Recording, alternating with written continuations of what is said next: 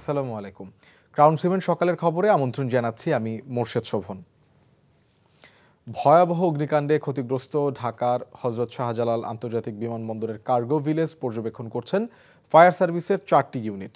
ভবনে যেহেতু কেমিক্যাল ছিল, তাই অগ্নিকাণ্ড পরবর্তী কোনো দুর্ঘটনা যেন না ঘটে সেটি পর্যবেক্ষণে রাখছেন দমকল কর্মীরা। সকালে ফায়ার সার্ভিসের তদন্ত দল সেখানে পর্যবেক্ষণে যাওয়ার কথা রয়েছে।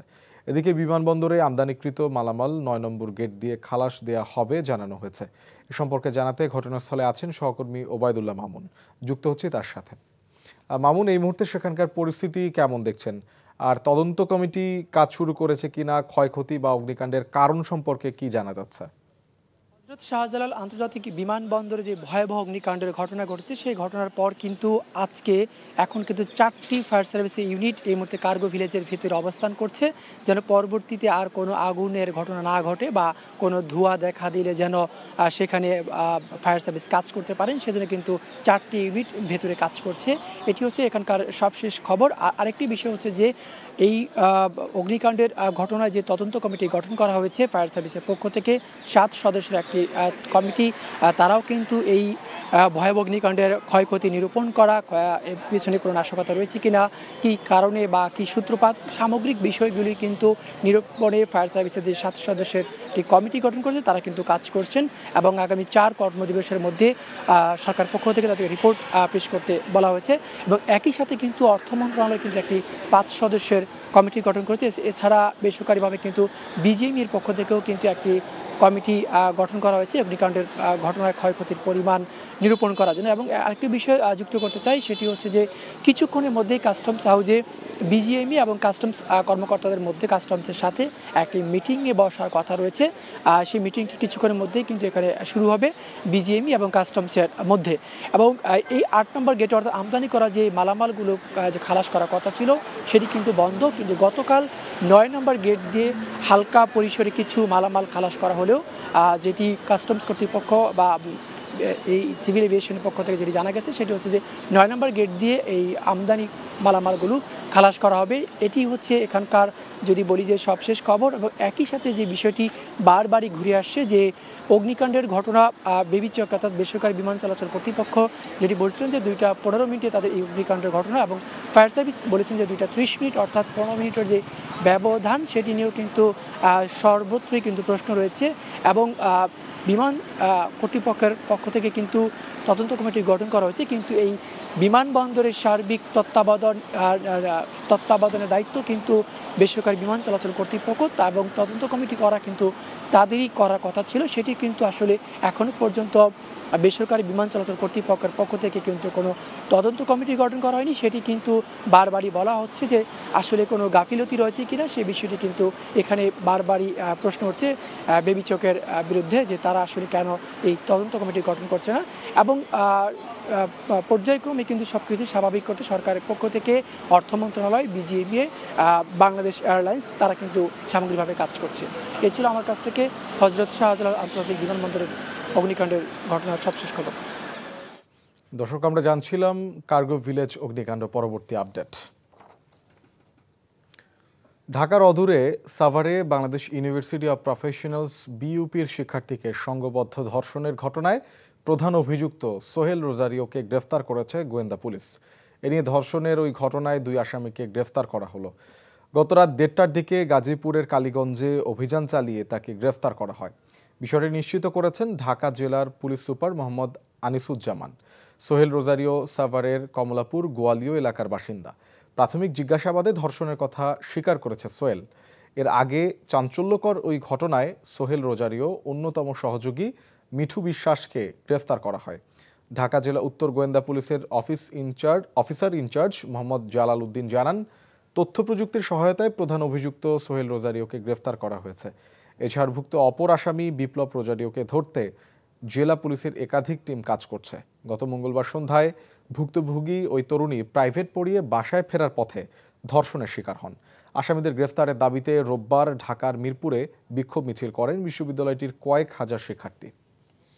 দাবি আদায়ে আজও ঢাকার কেন্দ্রীয় শহীদ মিনারে অবস্থান অব্যাহত রেখেছেন আন্দোলনরত এমপিওভুক্ত শিক্ষক কর্মচারীরা। সেখানে আছেন আমাদের সহকর্মী নূর হোসেন, আমরা সরাসরি যুক্ত হচ্ছি তার সাথে। নূর, আজ শিক্ষকদের কি কি কর্মসূচি রয়েছে আর এই মুহূর্তে তারা কি করছেন আমাদের জানাবেন।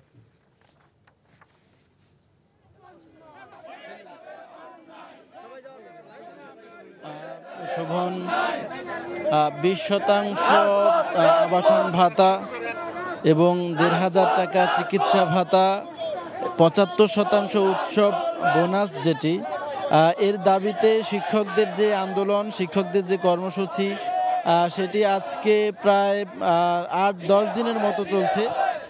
আজকেও শিক্ষকরা আমরণ কর্মসূচি এবং শিক্ষক সমাবেশ সেটি শুরু করেছেন এবং এরই মধ্যে দেশের বিভিন্ন প্রান্ত থেকে, বিভিন্ন স্কুল থেকে শিক্ষকরা কেন্দ্রীয় শহীদ মিনার সেখানে এসে জড়ো হয়েছেন এবং তারা বলছেন যে কোনো অবস্থাতেই তাদের যে 3 দফা দাবি রয়েছে, এই 3 দফা দাবি না আদায় করে তারা এই শহীদ মিনার থেকে ছেড়ে যাবেন না এবং তাদের যে কর্মসূচি সেই কর্মসূচি চালিয়ে যাবেন।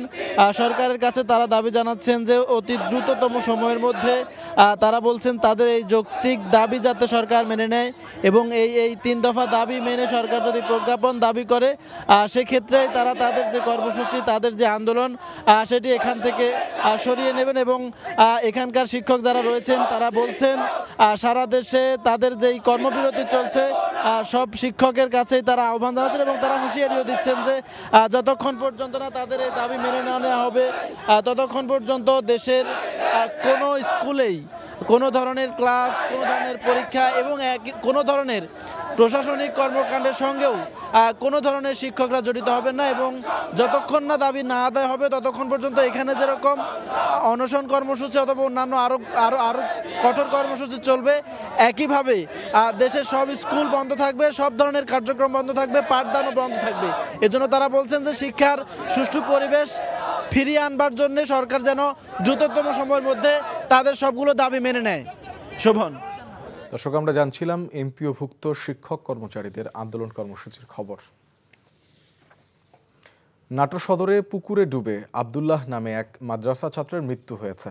পুলিশ জানায় জেলার বাগরম গ্রামের কৃষক সোলাইমান আলীর ছেলে ও স্থানীয় হাফিজিয়া মাদ্রাসার ছাত্র আব্দুল্লাহ সকালে বাড়ির পাশের পুকুরে মাছ ধরতে গিয়ে পুকুরে পড়ে ডুবে যায়। পরে স্বজনরা টের পেয়ে পুকুরে তল্লাশি চালিয়ে তাকে উদ্ধার করে নাটোর সদর হাসপাতালে নিয়ে গেলে কর্তব্যরত চিকিৎসক আব্দুল্লাহকে মৃত ঘোষণা করেন।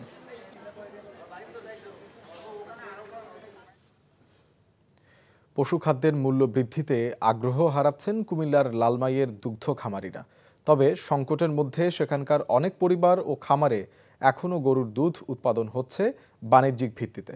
2 দশক ধরে গ্রামটিতে দুগ্ধ খামার করে আসলেও সে তুলনায় বাড়েনি দুধের দাম, বরং দিন দিন তা কমছে। কুমিল্লা থেকে মাহফুজ নান্টুর পাঠানো রিপোর্টে বিস্তারিত। কুমিল্লার লালমাই উপজেলার উত্তর পেরুল ইউনিয়নের ছায়া শনিবের গ্রাম সিলোনিয়া। গত 20 বছর ধরে গ্রামটিতে গরুর খামারিদের ব্যস্ততা শুরু হয় কাকডাকা ভরে।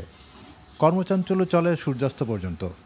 এর মধ্যে কেউ দহন করেন দুধ, কেউ গোসল করান গরুকে, কেউ বা ব্যস্ত সময় পার করেন ঘাস কাটায়। এই গ্রামের দুধ জেলার চাহিদা মিটিয়ে অন্য জেলাতেও পৌঁছে যায়। তবে গেল কয়েক বছর ধরে গোখাদ্যের দাম বৃদ্ধি পাওয়ায় এই গ্রামের গৃহস্থ ও 2.5 শতাধিক খামারের মধ্যে অনেকেই দুগ্ধ উৎপাদন বন্ধ করে দিয়েছেন। বর্তমানে দুধের দাম কম, খাদ্যের দাম বেশি, এখন উৎপাদন খরচ আমাদের অনেক বেশি পড়ে যায়। 8টা গরু আছিল, খানা খাদ্যের দাম বাড়াতে আমরা অঙ্কে আর গরু পালি না, অঙ্কে মাত্র 2টা গরু আছে। খরচ যদি 5,000 টাকা, ইনকাম হয় 3,000। এভাবে দিন দিন চলতে থাকলে বাজারে দেখা যায় যে এক সময় দুধও থাকবে না, মাংসের যোগান দেওয়া লোকও থাকবে না। তো এতে যাই আমরা সবাই আমিষ এবং প্রোটিনের ঘাটতিতে আমরা পড়বো। গোখাদ্যের অভাবে দুগ্ধ উৎপাদন কমেছে স্বীকার করে জেলা প্রাণী সম্পদ দপ্তরের এই কর্মকর্তা জানান, এক্ষেত্রে ভর্তুকি দেওয়া হলে খামারিরা উপকৃত হবেন। আমাদের মাননীয় উপদেষ্টা মহোদয় এই বিষয়ে অবগত আছেন এবং উনি যথাসাধ্য চেষ্টা করে যাচ্ছেন যেন খামারের বিল কৃষি আওতায় নিয়ে আসা এবং দানাদার খাদ্যের উপরে যদি ভর্তুকি দেওয়া যায় তাহলে কৃষকগণ উপকৃত হবে। সিলোনিয়া গ্রামের 2.5 শতাধিক পরিবার সরাসরি যুক্ত ছিল দুগ্ধ উৎপাদনে। গ্রামের বাসিন্দারা প্রতিদিন প্রায় 6,000 লিটার দুধ বিক্রি করতেন। 3 বছরের ব্যবধানে দুগ্ধ উৎপাদন অর্ধেকে নেমে এসেছে। এ ব্যাপারে সরকারি সহায়তা কামনা করছেন সংশ্লিষ্টরা। NTV news desk. সকালের খবর এইটুকুই। এই খবরে ভিডিও সহ আপডেট জানতে ভিজিট করুন এনটিভি অনলাইন www.ntvbd.com। এছাড়াও এনটিভির জনপ্রিয় সব অনুষ্ঠান ও খবরের আপডেট জানতে ভিজিট করুন আমাদের ইউটিউব ও ভেরিফাইড ফেসবুক পেজ। 12টায় মধ্যাহ্নের খবর দেখার আমন্ত্রণ রইল। ধন্যবাদ সবাইকে।